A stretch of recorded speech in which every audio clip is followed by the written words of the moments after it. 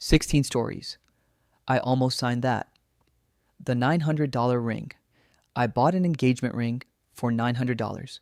Before handing over my card, I asked straight up, if something changes, can I return it?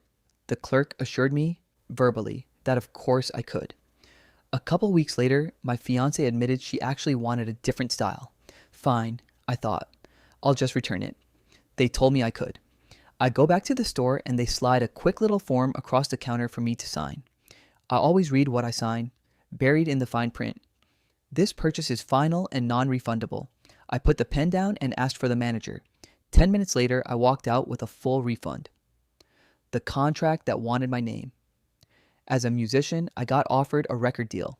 The contract was written in English so broken I had to reread paragraphs 3 times just to parse them.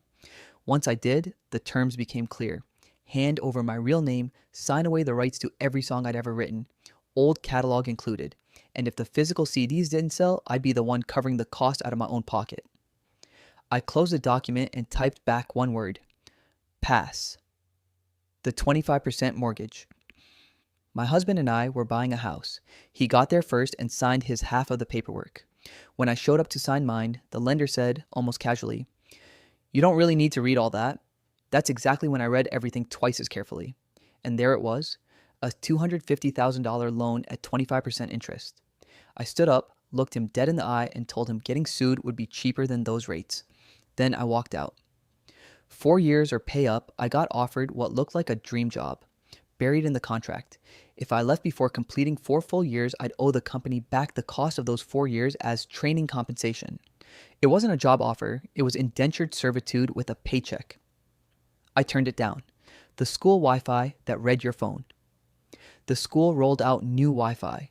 Before connecting, I did what I always do, skim the terms of service. Right there in black and white. The school reserved the right to confiscate a student's phone and search its contents at any time. I closed the settings and never connected. I've been running on mobile data ever since. The phone that got more expensive overnight.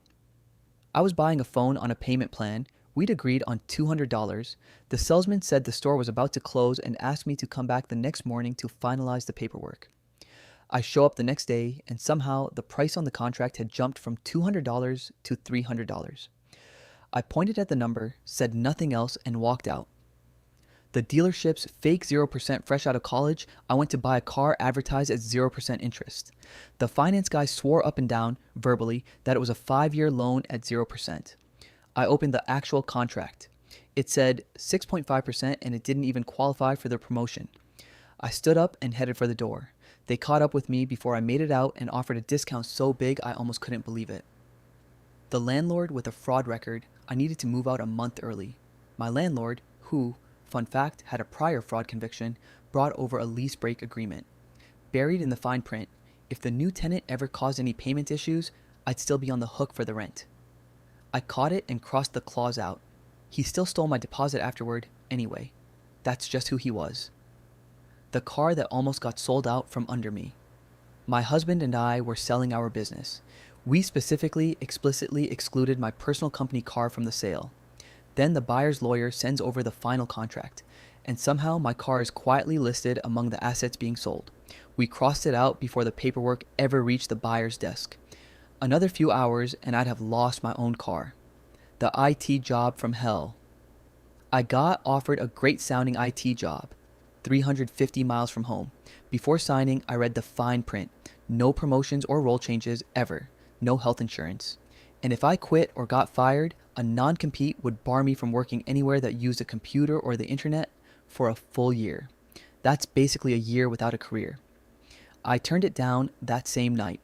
The restaurant that tried to trap us management rolled out a new contract with a brutal non-compete clause. Quit, and you could never work in the restaurant industry again, anywhere.